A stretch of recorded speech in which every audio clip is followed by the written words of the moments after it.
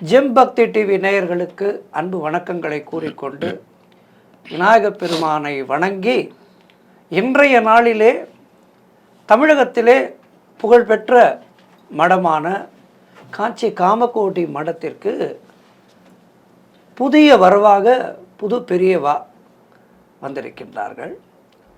இந்த வரவை பற்றி பலர் பேசிக்கொண்டிருக்கின்றோம். ஆன்மீகத்திலே ஒரு புதிய எழுச்சியாக இந்த வரவை பற்றி காஞ்சி காமகோடி மடத்தை பற்றி நன்கு அறிந்த பெருமதிப்பிற்குரிய காஞ்சி காமகோடி பேரவை நிறுவி பல நல்ல பணிகளை, ஆன்மீக பணிகளையும் சமூக பணிகளையும் ஒருங்கே இணைந்து செயல்படுத்தி கொண்டிருக்கின்ற பெருமதிப்பிற்குரிய வலசை ஜெயராமன் ஜி அவர்கள் இங்கு நம்மிடையே உரையாற்ற வந்திருக்கின்றார். காஞ்சி காமகோடி மடத்தோடு நெருங்கிய தொடர்பிலே உள்ளவர், எல்லா விவரங்களையும் அறிந்தவர். அந்த வகையிலே புது பெரியவாளை பற்றியும் எப்படியெல்லாம் தேர்ந்தெடுக்கின்றார்கள், நமக்கு விவரங்களை எல்லாம் அள்ளி தருவதற்காக வந்திருக்கின்றார். அண்ணா அவர்களை அன்போடு ஜெம் டிவியின் சார்பாக வருக வருக என்று வரவேற்கின்றேன். நன்றி அண்ணா, தங்களுடைய வருகைக்கு நன்றி அண்ணா. ரொம்ப நன்றி நன்றி நன்றி. நல்லா இருங்க. நன்றி. சொல்லுங்க ஐயா. காஞ்சி காமகோடி மடம் மகா ஆதிசங்கரர் அவரால் ஸ்தாபிக்கப்பட்டு பன்னெடுங்காலமாக தன்னுடைய அற்புதமான ஆன்மீக பணிகளை செய்து கொண்டிருக்கின்ற மடம். இதில் நம்முடைய தலைமுறையானது உண்மையிலேயே ரொம்ப கொடுத்து வைத்த தலைமுறைன்னு சொல்லணும். மகாபெரியவாள் தொடங்கி 4 பேரை நாம் குருமார்களை பார்க்கின்றோம். ரொம்ப ஒரு அருமையான பாக்கியம் நம்முடைய தலைமுறையினருக்கும் அடுத்து வருகின்ற தலைமுறையினருக்கும். இதை பற்றி கொஞ்சம் சொல்லுங்கள், விரிவாக சொல்லுங்கள். எப்படியெல்லாம் தேர்ந்தெடுக்கின்றார்கள்? பாரத தேசத்தில் ஆன்மீக சம்பந்தமாக அது ராமஜென்ம பூமியாகட்டும், மற்றபடி ஆட்சியாளருக்கு வரக்கூடிய சந்தேகங்களாகட்டும், அதை பாரத பிரதமர் இந்திரா காந்தி அம்மையார் முதற்கொண்டு இன்றைக்கு இருக்கக்கூடிய நரேந்திரதாஸ் தாமோதர மோடி அவர்கள் வரையிலே ஆன்மீக தேடல்களை அவர்கள் அள்ளி பருகுவதற்காக வரக்கூடிய ஒரே இடம், ஒரே புகலிடம்.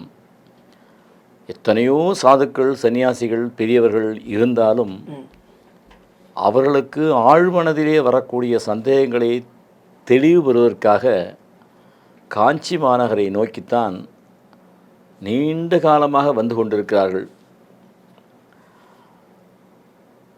ஜனாதிபதியாக இருந்த டாக்டர் ராதாகிருஷ்ணன் முதல் இன்றைய ஜனாதிபதி வரையிலே அனைவரும் பார்த்து வணங்கி போற்றி சந்தித்தால் அவர்கள் வாழ்க்கையிலே ஒரு புத்துணர்ச்சி ஏற்படும் என்றால் அது காஞ்சி மடமாக இருக்கும், காஞ்சி பெரியவர்களாக இருக்கும். அவ்வளோ ஒரு பவித்திரமான ஒரு புண்ணியமான பெரிய மடமான காஞ்சிபுரத்திலே சென்ற வாரத்திலே ஒரு காலகட்டத்திலே ஒருவர் ஆட்சி புரிவார்கள். அந்த வகையிலே தனக்கென்று ஒரு சீடரை நம்முடைய காஞ்சி பெரியவர் சங்கர விஜயேந்திர சரஸ்வதி சங்கராச்சாரிய சுவாமிகள் யாருமே எதிர்பார்க்காத ஒரு குறுகிய நேரத்திலே ஒரு 5 நாள் அவகாசத்திலே நமக்கெல்லாம் அறிமுகப்படுத்தி ஒரு புதிய எழுச்சியை உண்டாக்க வேண்டும் என்ற கருத்தின் அடிப்படையிலே சத்திய சந்திரசேகர சரஸ்வதி சங்கராச்சாரியார் என்ற ஒரு புதிய இளைஞர் என்று சொன்னது நேற்றைக்கு, இன்றைக்கு அவர் நம்முடைய குருமகா சன்னிதானம் பாரம்பரியமிக்க பெரியவர் ஜெகத்குரு அவர்களை நமக்கு அளித்திருக்கிறார்கள். அவர்கள் 12 ஆண்டு காலம் கிரமமாக வேத சாஸ்திரங்களை முழுவதும் படித்து அறிந்தவர்கள். 12 ஆண்டு காலம் அவர்களுக்கு 21 வயது இருந்தால் அந்த 21 வயதிலே பாதி வயது வேத தர்ம சாஸ்திரங்களை தலைகீழாக படித்தவர். ஏனென்றால் இது பைஹார்ட், அதாவது மனனம் செய்ய வேண்டிய ஒரு பாடம் படிப்பு இல்லையா? ஒன்றையும் திருவை என்று சொல்வார்கள். திரும்ப திரும்ப திரும்ப திரும்ப சொன்னால் அதுக்கு பேர் திருவை என்று பெயர். ஆசிரியர் ஒன்று சொல்லிக் கொடுப்பார். அதை சொல்லிக் கொடுப்பது அடுத்த நாள் 10 முறை 20 முறை சொல்லி சொல்லி சொல்லி சொல்லி மனதிலே உள்வாங்கி அடுத்த நாளைக்கு ஆசிரியரிடம் ஒப்படைக்க வேண்டும், ஆசிரியரிடம் ஒப்புவிக்க வேண்டும். அப்படி அதெல்லாம் அவ்வளோ கிட்டத்தட்ட எத்தனையோ வால்யூமான புஸ்தகங்கள். அதை அத்தனையும் வாத்தியார் ஒரு முறை சொல்லிக் கொடுத்துட்டு போயிடுவார். வாத்தியார் அவர் 10 தடவை சொல்லிக் கொடுக்க முடியாது. ஏன்னா மாணவர்கள் 10-20 மாணவர்கள் இருப்பார்கள். ஒருவருக்கும் ஒரு தடவை சொல்லிக் கொடுப்பார். ஆனால் அந்த சூட்டிங்களான மாணவர், தேர்ந்த மாணவர், கிரகித்து கொள்ளக்கூடிய பக்குவம் உள்ள மாணவர் அதை அப்படியே உள்வாங்கி கொண்டு திரும்ப திரும்ப திரும்ப துள்ளி திரிகின்ற பருவம், ஓடி விளையாடக்கூடிய பருவம். அவருக்கும் கிரிக்கெட் விளையாடணும்னு ஒரு ஆசை இருக்கும், ஃபுட்பால் விளையாடணும் ஒரு ஆசை இருக்கும். அந்த ஆசையெல்லாம் துறந்து இந்த நீங்கள் இந்த தொலைக்காட்சியில் என்ன பதிவு பண்ணணும்னா ஒரு சிப்பு போட்டுட்டு அந்த சிப்பில் பதிவு பண்ணிடுவீங்க. அதுக்குன்ட்டு உங்கள்கிட்ட ஒரு சிப்பு இருக்குது. ஆனால் உங்களுக்கு ஒரு சிப்பு வச்சுருக்கான் ஆண்டவன், எனக்கு ஒரு சிப்பு வச்சுருக்கான் இந்த இடத்துல. அந்த சிப்பில் ஏற்றி ஏற்றி ஏற்றி ஏற்றி அப்படியே படிச்சுக்கிட்டே இருப்பாங்க. தமிழகத்தில் ஒரு 100 பாடசாலைகள் இருக்குது. அந்த 100 பாடசாலையும் மாணவர்கள் இருப்பார்கள். அந்த 100 மாணவர்கள் அந்த ஆசிரியர் என்ன பண்ணுவார்னா, இந்த பையன் நல்லா படிக்கிறான். அந்த பாடசாலையுடைய ஆசிரியர் வந்து என்கிட்ட ஒரு நல்ல பையன் படிக்கிறான், எதை சொன்னாலும் ஒரு செகண்டில் அவன் கிரகிச்சுக்கிறான், ரொம்ப செட்டிலான பையன், பெரியவா அவனை சொல்லட்டுமா அப்படின்னு சொல்லிட்டு பெரியவற்று முன்னாடி அந்த வேதங்களை சொல்லுவார். இதே மாதிரி தமிழகத்தில் இருக்கிற 100கணக்கான பாடசாலை இருக்கிற மாணவர்களை வந்து அந்தந்த ஆசிரியர் தன்னுடைய ஒரு தாய்க்கு தன்னுடைய குழந்தை சிறந்த குழந்தைன்னு சொல்லுவதற்கு அந்த தாய் எந்த அளவுக்கு பெருமைப்படுவாளோ, ஒரு சின்ன ஒரு மெடல் வாங்கிட்டு வந்துடுவா அந்த குழந்தை பள்ளிக்கூடத்தில், 5ஆம் கிளாஸ் பையன். அந்த மெடலை பார்த்தா ஒலிம்பிக்கில் வாங்கிட்டு வந்த மாதிரி அந்த தாய்க்கு ஒரு பரவசம் இருக்கும், ஒரு புலகாங்கிதம் இருக்கு இல்லையா. அந்த மாதிரி அந்த தாய் மாதிரி குருநாதர், அந்த குருநாதர்கிட்ட அந்த பையனை வந்து ஒரு பாடம் சொல்லுவாங்க. அதை பார்த்தா குருநாதர் அவர் ஆயிரக்கணக்கான மாணவர்களை பார்த்து பார்த்து பழகிய குருநாதர் அப்படியே கணக்கு வச்சுப்பார். இந்த பையன் எப்படி சொல்கிறான், இந்த பையன் எப்படி சொல்கிறான்னு சொல்லிட்டு இப்படியே அவருக்கு சொல்லி சொல்லி சொல்லி ஆயிரக்கணக்கான மாணவரை ஃபில்டர் பண்ணி ஒரு இடத்துல சேர்த்துப்பாங்க. அந்த பையனுக்கான தேர்வில் இந்த ரேஸ் தானே, குதிரை ரேஸ் தானே. அந்த குதிரை நிறைய குதிரை ஓடும், நல்ல குதிரையெல்லாம் ஓடும். அப்போ தான் ரேஸுக்கு வர முடியும். அதனால் இந்த குழந்தைய இந்த படிப்பு என்ற ரேஸில் ஓட விடும்பொழுது அப்படியே தேர்ந்தெடுத்துகிட்டே வருவாங்க. அப்படியே சாமி வந்து பார்த்துக்கிட்டே இருப்பாங்க. அப்படி தெரிவு செய்த குழந்தை தான் இந்த குழந்தை. அவரை அப்படியே சொல்லி அதற்கான ஒரு பெரிய குழுவெல்லாம் இருக்குது. சுவாமிகிட்ட வந்து சொல்லுவாங்க. அந்த குழுவுக்கெல்லாம் அப்பாற்பட்டு ஜெகத்குமாரர்களுடைய சங்கர விஜயேந்திர சுவாமிகள் அந்த குழந்தையை பலவிதமான பரீட்சை இருக்குது. அவரோட தாய் தந்தைகளை பற்றி பார்ப்பார்கள், குடும்ப பாரம்பரியத்தை பார்ப்பார்கள், இந்த பையனுடைய படிப்பை பார்ப்பார்கள், அந்த பையனுடைய தேஜஸை பற்றி பார்ப்பார்கள், அப்புறம் ஒரு ஜாதகத்தை பார்ப்பாங்க. அந்த ஜாதகத்தில் என்ன சொல்கிறான்னா சன்னியாச யோகம். நீ கரெக்டாக சொல்லுவாங்க. இப்போ எனக்கு உங்களுக்கு அப்படி இருக்காது, நம்ம குடும்பஸ்தர். ஆனால் நமக்கு விதமான யோகம் லௌகீக வாழ்க்கையில் தான் நமக்கு இருக்கும். அந்த குழந்தைக்கான கட்டத்தில் சன்னியாசி யோகம் இருக்கும். அந்த சன்னியாசி யோகம் நீடித்த சன்னியாசி யோகம் இருக்கக்கூடிய பல்வேறு விதமான காலம். அதற்கெல்லாம் அப்பாற்பட்டு மடத்தில் ஒரு பெரிய பாரம்பரியமான வழக்கம் ஒன்று உண்டு.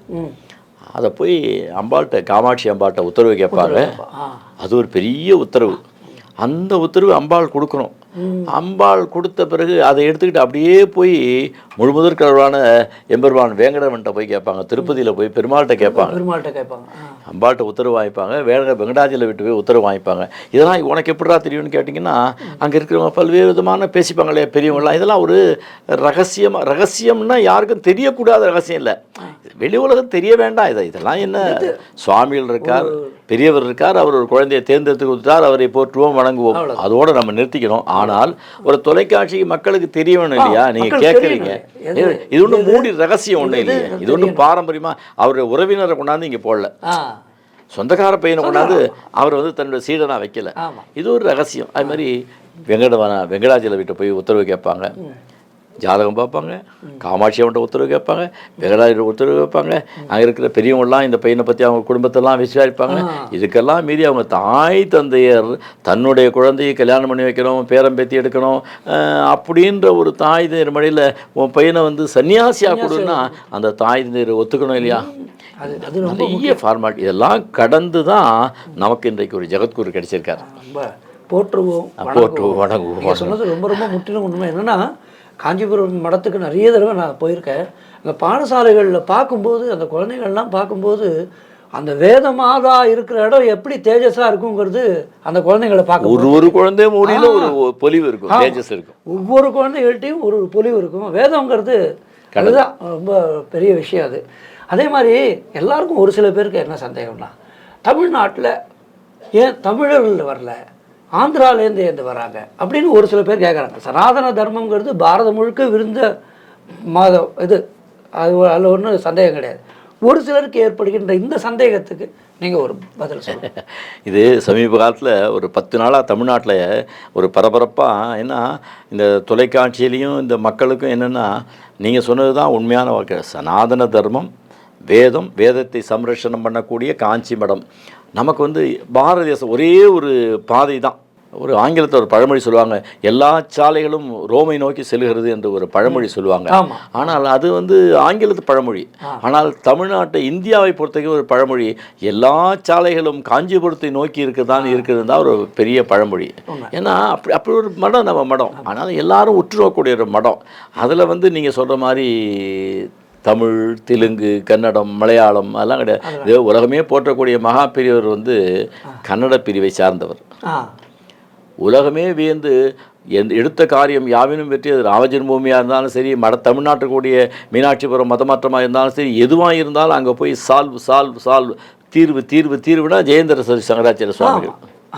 அவர் தமிழ் கலாச்சாரத்தை இன்றைக்கு இருக்கிற மான பெரியவர்கள் என்று சொல்லக்கூடியவர் மௌன புரட்சி. எதையுமே விளம்பரமே இல்லாமல் அவர் நினைத்த காரியத்தை யாரை எந்த பந்தை எங்கே அடித்தா அது கோல் ஆகணும்னு இந்த இப்போ இருக்கிற பெரியவருக்கு தெரியும். அந்த துறையை சார்ந்தவரை அவருடைய வேலையே என்னென்னா, ஒவ்வொரு நாளையும் ஒரு துறையை சார்ந்தவர் 365 நாள் இரவு பகலாக அவர் செய்யக்கூடியது. ஒரு நாளைக்கும் ஒரு பிரிவை சார்ந்த ஒருவரை அழைத்து அந்த பிரிவில் அவரை ட்ரிகர் பண்ணி, அதை நீ செய், அதை செய்யன்னு சொல்லிட்டு. அவர் தெலுங்கு பிரிவை சார்ந்தவர். இப்போ என்ன கேட்டீங்க, இவர் இந்த பிரிவை சார்ந்தவர்.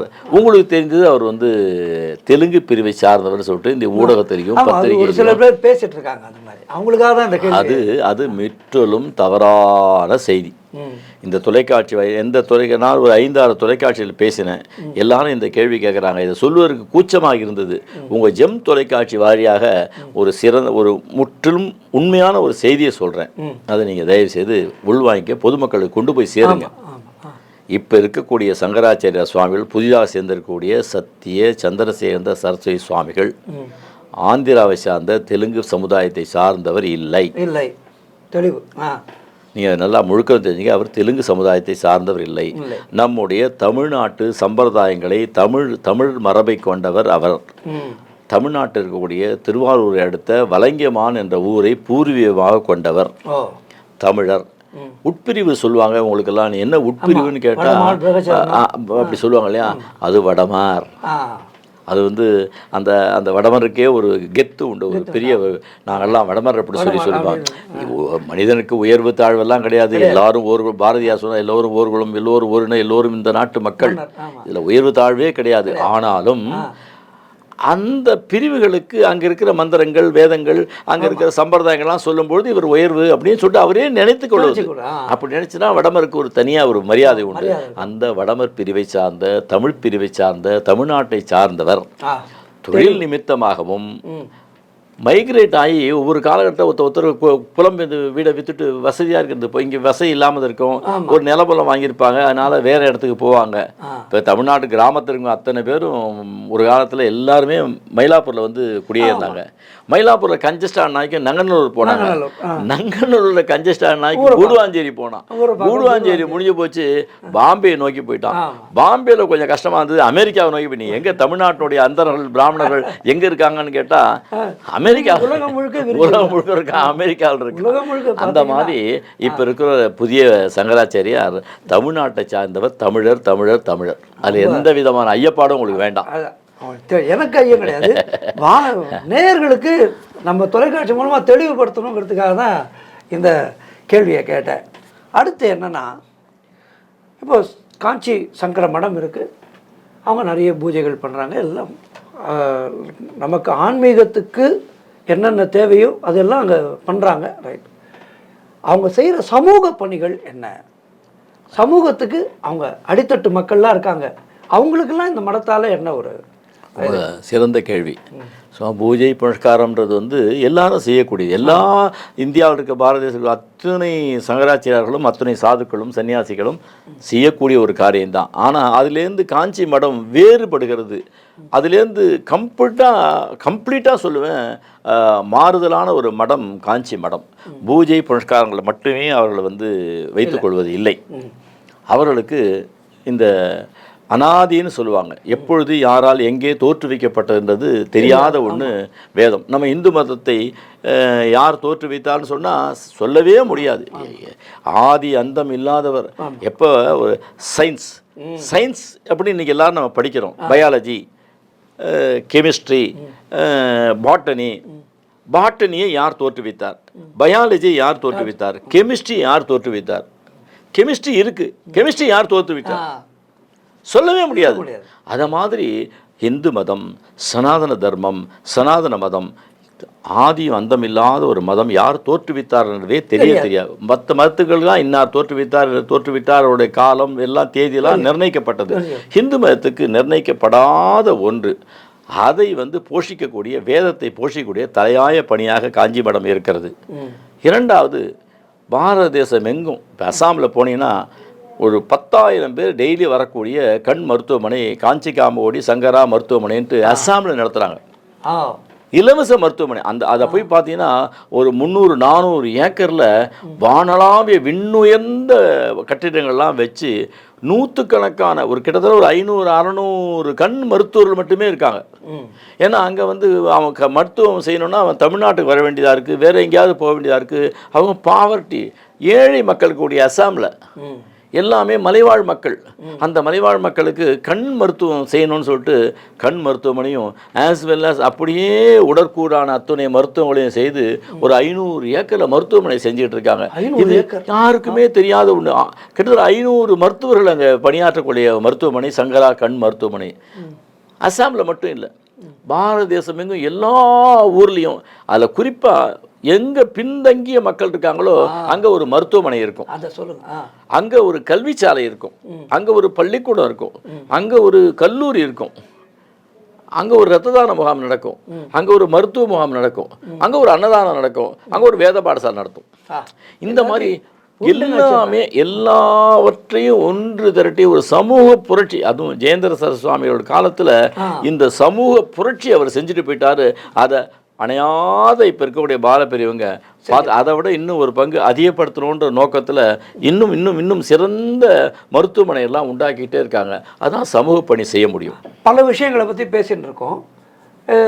இதில் நம்ம ஜெயேந்திர சரஸ்வதி சுவாமிகள் வந்து பின்தங்கிய இடங்களுக்கும் ஆன்மீகத்தை கொண்டு போனவர் அப்படிங்கிறத பற்றி ஒரு நாஸ்திகரே எங்கிட்ட சொல்லியிருக்கார். அதனால் நீங்கள் சொல்கிற இந்த பணிகள் எல்லாம் ரொம்ப அற்புதமான பணிகள். ஆன்மீகங்கிறது அடுத்தவங்க நல்லா இருக்கணும், அகம் பிரம்மாஸ்மி தத்துவமசின்னு சொல்கிறோம். நான் நல்லா இருக்கேன், நீயும் நல்லா இருக்கணும். இதுதான். அப்போ சாதாரண மனிதர்களுக்கே அப்படி நினைக்கும் போது ஜெகத்குருவாக இருக்கிறவங்க எப்படி நினைப்பாங்க? அவங்க அதே மனநிலையில் தான் இருப்பாங்க. என்ன வெளியில் சொல்லிக்க மாட்டாங்க, நான் அதை செய்கிறேன்னு சொல்ல மாட்டாங்க. சொல்லாமல் எல்லா பணிகளும் செஞ்சிட்ருக்காங்க. ரொம்ப அற்புதமான விஷயங்கள் நீங்கள் சொல்லிட்டு இருக்கிறதெல்லாம் ரொம்ப சந்தோஷமாக இருக்குது. இதில் இந்த ஆதீனங்கள் இருக்காங்க தமிழ்நாட்டில் பார்த்திங்கன்னா, நிறைய ஆதீனங்கள். இந்த ஆதீனங்களும் சங்கர மடமும் ஏன் ஒன்றிணைஞ்சு செயல்பட மாட்டேன்றாங்க? அது ஒரு சந்தேகம் எல்லாருக்குமே இருக்குது. இவங்களும் சன்னியாசிகள் தான், ஆனால் ஒன்றிணைஞ்சு ஏன் செயல்பட மாட்டேன்றாங்க? அதுக்கான காரணங்கள் என்ன? அதெல்லாம் ஒன்றும் கிடையாது. இன்றைய இப்போ கடைசி உதாரணம் உங்களுக்கு சொல்கிறேன். இப்போ வந்து புதிய சங்கராச்சாரியர் தேர்வு செய்தாங்க. காஞ்சி மடத்தின் சார்பாக பல்வேறு விதமான ரெப்ரசன்டேட்டிவ் தூதுவர்களை அனுப்பி சைவ மடத்தை சார்ந்த சன்னிதானங்களை சிறப்பு அழைப்பாளராக சென்று அழைத்து அவர்களும் அவருடைய அவங்க பணி சுமையிலனா இருந்த நாள் 5 நாள் பணி சுமையில் அத்துணை ஆதீனத்திலேருந்தும் தகுந்த நபர்களை அழைத்து அனுப்பி பிரசாதம் கொண்டு வந்து முதல் முறையாக 1500க்கும் மேற்பட்ட கோயிலேருந்து பிரசாதம் கொண்டு வந்து கொடுத்து இந்த பதவியேற்பு விழாவுக்கு வந்தாங்க. சிறப்பு. தருமபுரம் ஆதீனம் குறிப்பாக சொன்னால் மிகப்பெரிய ஆதீனம் தமிழகத்தில். அந்த ஆதீனத்தோட மிகப்பெரிய நல்ல தொடர்பு இருக்குது. இப்போ வந்து தருமபுரம் ஆதீனம் ஒரு 2 நாட்களுக்கு முன்னாடி அனைத்துலக சைவ மாநாடு நடத்தினாங்க. அதற்கான அழைப்பிதழை ஒரு கட்டளை தம்பிரான் மூலமாக சங்கராச்சாரியரை பார்த்து அழைப்பிதழ் கொடுத்துட்டு வந்தாங்க. ஆனால் நீங்கள் என்ன கேட்குறீங்க, எல்லாரும் ஒன்றா இருக்கக்கூடாதா, ஒற்றுமையாக இருக்கக்கூடாதான்னு. இதில் வந்து அவங்களுக்குள்ள எந்த விதமான பிரிவோ பேதமோ கிடையாது. இவங்க நடத்தக்கூடிய அத்துணை கும்பாபிஷேகங்களுக்கும் சங்கராச்சாரியர் போகிறாங்க. சங்கராச்சாரியர் நடத்துகிற கும்பாபிஷேகங்கள் அத்துணை மடாதிபதிகளையும் அழைக்கிறாங்க. அவர்களுக்கென்று ஒரு நியமங்கள் இருக்கிறது, கட்டுப்பாடு இருக்கிறது, அவங்க அவங்க பார்க்க வேண்டிய சூழ்நிலை இருக்குது. சங்கராச்சாரியர் மடத்திற்கு இவ்வளவு நாளும் இவரே பூஜை செய்ய வேண்டிய ஒரு சூழ்நிலை. கிட்டத்தட்ட 3 கால பூஜை இவர் மட்டுமே செய்யணும், வேற யாரும் செய்ய முடியாத ஒரு சூழ்நிலை. அதனால இன்னைக்கு காலையில் ஒரு இடம், நாளை காத்தால ஒரு இடத்தை விட்டுட்டு நாளைக்கு அவர் கூப்பிட்றாருன்னு போக முடியாது. ஆனால் உங்களுக்கு ஏதோ ஒரு டிஸ்டன்ஸ் மெயின்டைன் பண்ணுற மாதிரி தெரியும். இல்லை இல்லை இல்லை, அவங்களும் தன்னுடைய ரெப்ரஸன்டேட்டிவை சன்னிதானம் அழைத்தால் போவாங்க, சன்னிதானங்களும் சங்கராச்சாரியர் அழைத்தால் போவாங்க. 2 பேர்களுக்குள்ள அத்துணை மடாதிபதிகளோட அடியனுக்கு நெருக்கமான தொடர்பு உண்டு, மடத்தோடையும் அடியனுக்கு நெருக்கமான தொடர்பு உண்டு. அந்த வகையில் ஒரே ஒரு இன்ச்சு கூட பிரிவோ பேதமோ கிடையாது. ஆனால் உங்களுக்கு தெரியாது, ஏன்னா நீங்கள் ஒன்று கிட்ட இருந்து பார்க்கக்கூடிய பத்திரிகையாளர் இல்லை. நீ ஏதோ வெளியில் வரக்கூடிய செய்தியை மட்டுமே தெரிந்தவர்ன்ற முறையில் சொல்கிறேன். எல்லாரும் ஒற்றுமையாக இருக்காங்க. அவர்கள் சைவத்தை பரப்புகிறார்கள், இவர்கள் வேதத்தை பரப்புகிறார்கள். சைவமும் வேதமும் நமக்கு 2 கண்கள். அதனால் பேதமே இல்லை, கவலையே படாதீங்க. அது எனக்கு சந்தேகம் இல்லை, வாசகர்களுக்கு தெரிஞ்சுக்கணும், நேயர்களுக்கு தெரிஞ்சுக்கணும் இல்லையா, ஒன்றா இல்லையா அப்படின்னு ஒரு சில பேர் பேசுகிறாங்க இல்லையா, அதை தெளிவுபடுத்திக்கிறதுக்காக தான் கேட்டேன். அதே மாதிரி சிருங்கேரி மடம் அவங்க சுவாமிஜி என்ன சொல்கிறாருன்னா, 4 மடங்கள் தான் தோற்றுவிக்கப்பட்டது, இதை நாங்கள் ஒத்துக்க மாட்டோம்னு அவங்க ஒரு பக்கம் சொல்கிறாங்க. இது வந்து இந்துக்களுக்கே இதனாலெல்லாம் சில பிரச்சனைகள் ஏற்படும் இல்லையா, அது தெரிஞ்சு பேசுகிறாங்களா தெரியாமல் பேசுகிறாங்களா, இதுக்கான விளக்கத்தை நீங்கள் சொல்லணும். இந்த அரசியல்வாதிகிட்ட சில கேள்வி கேட்டால் அவங்க என்ன பண்ணுவாங்க, திரும்ப ரிப்பீட்டேஷன் இவரோட உங்களோட கூட்டணி உண்டா அப்படின்னு அவர் கேட்பார். இவரோட என்ன கூட்டணி இல்லைன்னு சொல்லுவார், இவரோட கூட்டணி இருக்கும்பாங்க. கிட்டத்தட்ட இந்த அடுத்த வருஷம் 26ஆம் வருஷம் எலெக்ஷன் நடக்கிற வரைக்கும் அரசியல்வாதிகிட்ட கேட்கக்கூடிய ஒரு மிகப்பெரிய கேள்வி, நீ யாரோட கூட்டணின்னு சொல்லிட்டு. அதே மாதிரி தான் நீங்களும் கேட்கக்கூடிய இது, இந்த தமிழகத்தில் இருக்கிற தொலைக்காட்சி அத்தனை பேருக்கும் இது ஒரு மிகப்பெரிய தீனி. சிங்கேரி 4 சங்கராச்சாரியார் தான் சொல்கிறாங்களே, அதுவும் குறிப்பாக சிங்கேரி சங்கராச்சாரியார் மட்டும் இல்லைன்னு சொல்லிட்டு சொல்கிறாரு. இதுக்கு என்ன காரணம் தான் நீங்கள் கேட்குறீங்க. இந்த கேள்வி அப்படி தான் நினைக்கிறேன், அப்படி தானே உங்கள் கேள்வி. இப்போ எங்களை பொறுத்த வரைக்கும் 4 மடங்கள் உண்டு. ஆதிசங்கரர் அதை வந்து யாருமே டிஃபெண்ட் பண்ணலை. 4 மடம் இல்லைன்னு யாருமே டிஃபெண்ட் பண்ணல. 5வது மடத்தை பொறுத்து தான் அவங்க டிஃபெண்ட் பண்ணுறாங்க. 4 மடம் உண்டு, எஸ்டாப்ளிஷ்டு பை, ஆர்கனைஸ்டு பை, உண்டாக்கியவர் ஆதிசங்கரர். அதில் நமக்கு எந்த விதமான டிஃபரன்ஸ் ஆஃப் ஒப்பீனியன் கிடையாது, மாற்றமே கிடையாது. மாற்றம் இருக்குன்னு சொன்னால் அடிமடியில் கையை வைக்கிறது, அதனால் நீயே போயிடுவேன். ஆனால் நமக்கு வந்து ஆதிசங்கரால் தோற்றுவிக்கப்பட்டது 4 மடங்கள். அதான் சிம்பிளாக உதாரணம் இதான். எங்கள் அப்பா 4 மகன்களை பெற்றார், அதில் ஒன்றும் சந்தேகம் இல்லையா. எங்கள் அப்பா பெற்றார், எங்கள் அப்பா சொத்தெல்லாம் எங்கள் 4 மகனுக்கும் எழுதி வைக்கிறார், 4ஆக பிரிச்சுட்டார். அவர் என்ன நினைக்கிறாரு, இந்த 4 பையன்ட்டையும் கொடுத்துட்டா நம்ம சாப்பிட்றதுக்கு என்னென்னு அவர் நினைப்பாரா. சாதாரணமாக பேசுகிறேன் நான், ஒரு சாஸ்திரம் சம்பிரதாயம் 1940 1920 1000 2000 2003 2004 அந்த வருட கணக்கெல்லாம் வேண்டாம். ஏன்னா பாமரனுக்கு எதை சொன்னாலும் புரிய போகிறது, பாமரனுக்கு தெரியுற மாதிரி நான் சொல்கிற மாதிரி சொல்லணும். இதான் விஷயம். ஆதிசங்கர் ஹிம்செல்ஃப் ஸ்டார்டட் 4 மடம். அவருக்குன்னு காஞ்சிபுரத்துக்கு வராரு, காமாட்சி அம்மனை பார்க்குறாரு. அதை விட அந்தண்ட போகிறதுக்கான அவருக்கு மனதே இல்லை. அங்கேயே லயித்து போயிடுறாரு. அங்கேயே சர்வஜ்ஞ பீடம்னு சொல்லிட்டு அந்த இடத்துல வந்து அம்பாலோட 2.5 கலக்கிறாரு. அப்போ அவர் என்ன பண்ணுறாருன்னா, நமக்குன்னு ஒரு இடம் வேண்டாம் இல்லையா, அது இந்த இடம் தான், நமக்காக ஒரு மடத்தை ஸ்தாபிதம் பண்ணுவோம்னு சொல்லிட்டு அவர் ஸ்தாபிதம் பண்ணி காஞ்சி காமோடி மடத்தை ஏற்படுத்துகிறார். அப்பா 4 பிரிவாக சொத்தைகள்லாம் கொடுத்துட்டாலும் அப்பா எப்படி தனக்கென்று ஒரு கொஞ்சம் போஷனை வச்சுப்பாரோ தன்னுடைய ஜீவித காலத்துக்குன்னு, அதே மாதிரி இது ஒரு கலோக்கியலான ஒரு உதாரணம். இது வந்து நான் சொல்கிற உதாரணம் சரியான உதாரணமாக நீ எடுத்துக்க வேண்டாம். இதுதான் காஞ்சிபுரத்து வந்தார் சிங்கேரி சுவாமிகள். காஞ்சிபுரம் கோயிலுக்கு வரணும்னு சொல்லி சொல்கிறார். சங்கராச்சாரிய சுவாமிகிட்ட சொல்கிறாங்க, நம்ம காஞ்சிபுரம் காமாட்சி அம்மனை பார்க்க வரேன்றார் சிங்கேரி சுவாமின்னார். பாலபெரியவர் சொல்கிறாரு, உச்சபட்ச மரியாதை எனக்கு எப்படி கொடுப்பீங்களோ அதே இல்லை, அதை விட 1% தாண்டி அவர் கொடுன்னு சொல்லிட்டு வேதகாரெல்லாம் கூப்பிட்டு வேத கோஷங்கள் சொல்ல சொல்லி, கொடை எடுத்துட சொல்லி, தீவெட்டி எடுத்து சொல்லி, எல்லா விதமான உச்சபட்ச மரியாதை, ரெட் கார்பெட் போட்டு உச்சபட்ச மரியாதை கொடுத்து அப்படி ஒரு ராஜாவை அழிச்சிட்டு போகிற மாதிரி மடத்தில் அழிச்சிட்டு போய் காமாட்சி அம்மனை தரிசனம் பண்ணி வச்சார். என்ன இல்லை தவறு, நம்ம மடத்துக்கு வராரு, நம்ம கோயிலுக்கு வராருன்னு சொல்லிட்டு அப்படியே முடிச்சுட்டு சங்கர மடம் இருக்கிற தெருவுக்கு பேர் சாலை தெருன்னு பேர். உங்களுக்கு தெரியுமோ? அதுக்கு பேர் அந்த தெருவுக்கே சாலை தெருன்னு பேர். சாலை தெருனுடைய நம்பர் 1 சாலை தெரு சங்கர மடம். ஒரு 500-600 சிங்கேரி சங்கர மடம். ஒரு 500-600 மீட்டருக்குள்ளே தான் இருக்கும். நேராக அங்கே போய் உட்காந்துட்டு நம்ம சிங்கேரி சுவாமிகள் சொல்கிறார், 4 மடம் தான், 5 மடம் கிடையாது. அப்போ எங்கள் மனசெல்லாம் புண்படுது. சாஸ்திர ரீதியாக இந்த இயர் சொன்னேன் இல்லையா, 2000 ஆண்டுகள், 2500 ஆண்டுகள், 2300 ஆண்டுகள்லாம் சொன்ன பார்த்தீங்களா, இந்த மாதிரி கூடலி சங்கர மடம்னு ஒன்று தான் ஆதிசங்கரால் தோற்றுவிக்கப்பட்ட மடம். இந்த 4 மடம்ன்றதுல ஸ்ருங்கேரி கிடையாது. கூடலி சங்கர மடம் தான் சங்கர மடம் எஸ்டாப்ளிஷ்டு பை ஆதிசங்கரர். அந்த சங்கர மடத்துக்கு சில பிரச்சனை வரும்பொழுது அவங்க சில காலம் ஒதுங்கி இருக்கும்பொழுது அந்த ஒதுங்கிய இடத்துல ஒதுங்கியவர்கள் தான் சிங்கேரி சங்கராச்சாரியார் சுவாமிகள். அவங்க இப்போ அந்த கூடலி சங்கராச்சாரியார் இருந்துட்டு நான் தான் ஒரிஜினல் டெய்லி அவர் 2 கையும் தூக்கிட்டு சத்தம் போட்டு சொல்கிறாரு. அது அரங்கேறலை, சீக்கிரமாக அரங்கேறுமா என்னன்றது சுவாமிக்கு தான் வெளிச்சம். ஆனால் அவர்களுக்குள்ளேயே அந்த விதமான பிரச்சனை இருக்கும்பொழுது காஞ்சிபுரத்துக்கு வரார், அம்பாளை தரிசனம் பண்ணுறார், பார்க்குறார், கையெடுத்து கும்பிட்றார். நாங்களும் அத்தனை பேரும் கையெடுத்து கும்பிட்றோம். இவர் அப்படியே போயிருக்க வேண்டியவர் என்ன பண்ணுறாருன்னா, இல்லை தேவையில்லாத விஷயத்தை பேசிட்டார் அப்படின்னு சொல்லும்பொழுது தான் நான் கூடலி சங்கர மடம் தான் ஒரிஜினல் சங்கர மடம், சிங்கேரி சங்கர மடமே இல்லைன்னு ஒரு முக்கியமான ஒரு காரியத்தை உங்கள்கிட்ட சொல்ல வேண்டியது இருக்குது. நான் இட்டுக்கட்டியோ கர்ண பரம்பரை கதையை பற்றியோ சொல்லலை. சத்தியம், தர்மம், 100 பங்கு ஆத்தென்டிகேட்டட் எவிடன்ஸ் இதுதான். கூடலி சங்கர மடம் தான் 4 மடத்தில் உண்டாக்கினது. அது எங்க இருக்கு கரெக்டா?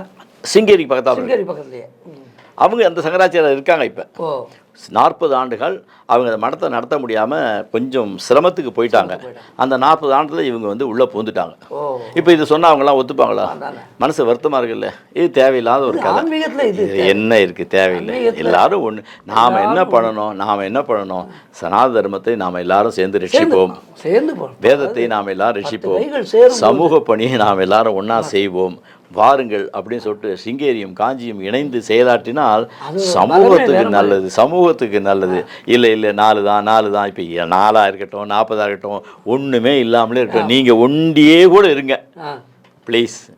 ஏன் இந்த பிரச்சனை நமக்குள்ள? தர்மசாஸ்திரத்தை பற்றி பேசுவோம், அதில் நம்ம ஜெயிப்போம். நீ 100 பாடசாலை பையனை உண்டாக்குறியா, நான் 4 பாடசாலை உண்டாக்குறேன், நான் 200 பாடசாலை உண்டாக்குறேன். போட்டி வச்சுக்கிட்டா அந்த போட்டி ஆரோக்கியமான போட்டி இருக்கலாம். அப்படி இருக்கலாம். நீங்கள் தர்மத்தை சொல்ல வேண்டியவங்க, நீங்கள் தானே எங்களுக்கு எல்லாம் சொல்லிக் கொடுக்க முடியும். உங்களை பற்றி நான் தப்பாக பேசலாமா?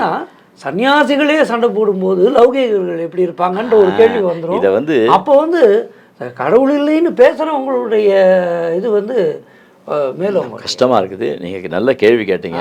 இந்த உங்கள் ஜெம் தொலைக்காட்சி வழியாவது அவர்களுடைய திசை நோக்கி நான் தொழுது அவர்களுடைய விண்ணப்பம், இந்த பிரச்சனையெல்லாம் விட்டுடுங்க. தர்மத்தை வாழ வைங்க, தர்மத்தை பிரச்சாரம் பண்ணுங்க. இன்றைக்கு இருக்கிற சிங்கேரி சங்கராச்சாரியார் நல்லா தமிழ் பேசுகிறாரு. டிவியை பார்த்தா டெய்லி நானும் அவருக்கு சொற்பொழிவுலாம் கேட்பேன். நிறைய காது குளிர நல்லா சொல்கிறாரு. அதையே செய்யுங்க. இதை ஞானம்னு இருந்தால் தான் அவங்க பீடாதிபதியாக வர முடியும். ஞானத்தை கொடுங்க, நாங்கள் வாங்கி அள்ளி பருகிறோம். இருக்கிறவங்க அடுத்தவங்களுக்கு ஞானங்களை கொடுக்கணுமே ஒழிய இந்த மாதிரி சின்ன சின்ன இது இல்லை சரியாயிடும். இப்போ இருக்கிறது சரியாகணும். நீங்கள் சொன்னது சரியானா அடுத்த தலைமுறைக்கு நல்லது. அது எப்போதுமே நல்லா இருக்கட்டும் ஐயா. அற்புதமான விஷயங்களை எல்லாம் காஞ்சி சங்கர மடத்தை பற்றி நமக்கு விவரங்களை எல்லாம் சொல்லி கொண்டிருக்கின்றார் வலசை ஜெயராமன்ஜி அவர்கள். இதில் இன்னொரு சந்தேகம் என்னென்னா, காஞ்சி எப்படி நகரேஷு காஞ்சின்னு சொல்லுவோமோ, இப்போ காசி உச்சபட்சம் நம்முடைய இந்துக்களுக்கு எல்லாம் காசி ஒரு தடவை தரிசனம் பண்ணால் அவங்களுக்கு மோட்சம் அப்படின்னு சொல்லியிருக்கு. காசிக்கும் காஞ்சிக்கும் இருக்கின்ற இந்த காஞ்சி மடத்துக்கும் காசிக்கும் இருக்கின்ற தொடர்புகளை பற்றி என்னென்னலாம் நடக்கிறது அதை பற்றி. ஒரு இன்ச்சு தான் வித்தியாசம். காஞ்சி காசி ஒரு இன்ச்சு தான். இன்ச்சு, அந்த இன்ச்சு எடுத்துட்டா ரெண்டும் ஒன்று தான். ஆமாம். எல்லாரும் என்ன நினைப்பாங்கன்னா, எப்படியா நான் காசியில் போய் முக்தி பண்ணிடணும், காசியில் போய் நான் இறக்கணும், கைலாயபதிக்கு போயிடுவேன்னு சொல்லிட்டு. காஞ்சியில் எப்படி அரசாட்சி செய்து நடந்துக்கிட்டு இருக்கோ அதே மாதிரி காசியில் நம்முடைய மடம் அரசாட்சி செய்து கொண்டு இருக்கிறது. ஏன்னா பாரத தேசம் இருக்கிற அத்தனை பேரும் என்ன நினைப்பான்னா, ஒரு முறையாவது, அதாவது வடநாட்டில் இருக்கிற அத்தனை பேரும் ஒரு முறையாவது ராமேஸ்வரம் வரமாட்டோமா. ஆமாம். அவனுடைய நோக்கமெல்லாம் ஒரே ஒரு, அன்றைக்கி பார்த்து அந்த ட்ரெயினை விட்டு இறங்கும்போது பார்த்தா அழுக்காடி தான் அணிஞ்சுட்டு இருப்பான், தலையில் முண்டாது கட்டின்னு இருப்பான், ஒரு பெரிய ஒரு அவ்வளோ மூட்டையை தொல் மேலே சுமந்துட்டு சந்தோஷமாக எப்படியாவது ஒரு முறை வந்து அந்த கடலில் குளிக்க மாட்டோமா, ராமநாத சுவாமியை பார்க்க மாட்டோமான்னு சொல்லிட்டு அவனுடைய நினைப்பெல்லாம் இருக்கும். அதே மாதிரி நம்ம தமிழ்நாட்டில் இருக்கோம் அத்தனை பேரும் வயசான தாய்மாரெலாம் ஒரு முறையாவது காசி போக வேண்டாமா, காசியை பார்த்து வர வேண்டாமா, அந்த விஸ்வநாதரை பார்க்க வேண்டாமான்னு நினைப்பாங்க. அந்த அளவுக்கு நம்மளோட காசியோட தொடர்புடைய நகரம் காசி. அதில் மிகப்பெரிய மடம் இருக்குது, காஞ்சி மடம். ஹனுமான் காட்டு ஒரு இடத்துல மிகப்பெரிய மடம் இருக்குது. யாரை போனாலும் வரவேற்கிறதுக்கு அங்கே இருக்கிற மேனேஜர் காத்துட்டு இருக்காரு. அவசியம் எல்லாரும் போகணும். காஞ்சி மடத்துக்கும் அதுக்கும் ஒரு 2 கிலோமீட்டர் தூரம் தான் விஸ்வநாதர் கோயிலுக்கும் காஞ்சி மடத்துக்கும். ட்ரெயினில் இறங்கி காஞ்சி மடம்னு கேட்டால் தெரியாத ஆட்களே கிடையாது. அத்தனை பேருக்கும் தெரிஞ்ச இடம். காசியோட தமிழர்களுக்கு அத்தனை பேருக்கும் தொடர்பு உண்டு. ட்ரெயினில் இறங்கினாலே நம்மளை பார்த்தாங்க அவன் தமிழன் தெரிஞ்சுட்டா வா வா வான்னு கூட்டிகிட்டு போய் காஞ்சி மடத்தில் கொண்டே விட்டுடுவான். சுவாமியும் நம்மளோட தொடர்புடையவர், மடமும் நம்மளுடைய தொடர்புடையவர்கள். அங்கே இருக்கிற தமிழர் மேனேஜர்லாம் நம்முடைய தமிழ்நாட்டை சார்ந்தவர், வரவேற்கிறார். போங்க ஒரு தடவை காஞ்சி ஒரு தடவையாவது காசிக்கு நீங்கள் போனால் தான் முக்தி கிடைக்கும்.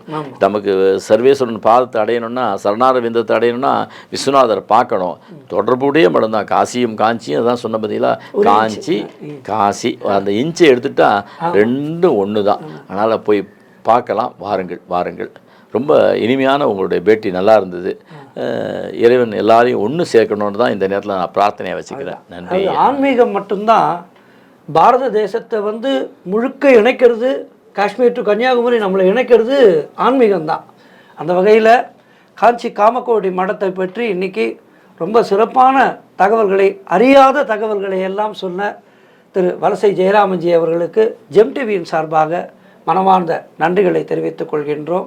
அவருடைய அந்த காஞ்சி காமகோடி பேரவையினுடைய நற்செயல்கள் எல்லாம் மேலும் பலருக்கு கிடைக்க வேண்டும். அவருடைய ஆன்மீக பணியும் சமூக பணியும் சிறக்க வேண்டும் என்று எம்பெருமானை பிரார்த்தித்துக் கொள்கின்றேன். நேரத்தை ஒதுக்கி இங்கு வந்து எங்களோடு உரையாற்றியமைக்கு நெஞ்சார்ந்த நன்றிகளை தெரிவித்துக் கொள்கின்றேன். அண்ணா, நன்றி நன்றி நன்றி நன்றி நன்றி நன்றி.